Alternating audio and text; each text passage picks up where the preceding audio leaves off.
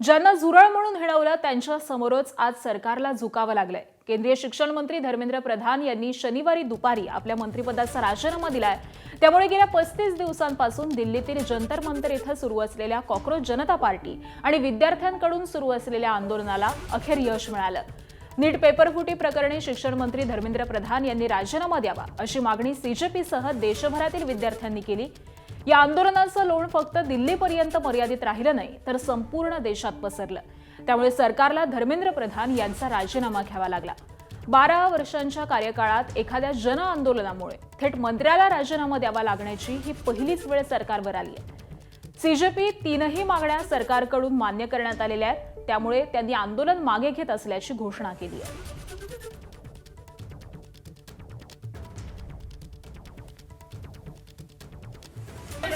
चुकीच्या माणसासोबत पंगा घेतला होता। मराठी मोडेल पण वागणार नाही, मोडेल पण वागणार नाही। चुकीच्या माणसासोबत पंगा घेतला होता। मराठी मोडेल पण वागणार नाही, मोडेल पण वागणार नाही।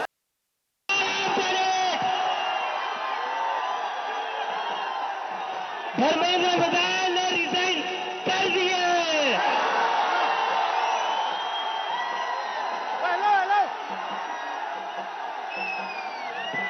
We have bloody Senate। क्या कहते थे ये, क्या कहते थे? इस सरकार में इस्तीफे नहीं होते। क्या कहते थे? इस सरकार में इस्तीफे नहीं होते। हम कहना चाहते, झुकती है दुनिया, झुकाने वाला चाहिए। आणि केंद्रीय मंत्री धर्मेंद्र प्रधानांच्या पत्रामध्ये नेमकं काय म्हटलेलं आहे पाहूयात।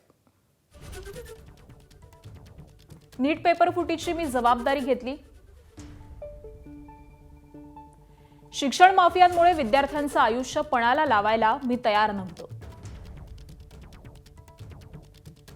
संविधानिक पदावरील काही नेत्यांकडून दिशाभूल करण्याचा प्रयत्न। गेल्या 10 दिवसांमधील घटनाक्रम पाहून माझं मन व्यथित झालं। युवा शक्ती हीच देशाची खरी ताकद आहे। सध्याच्या स्थितीचा समाजकंटक फायदा घेऊ नयेत।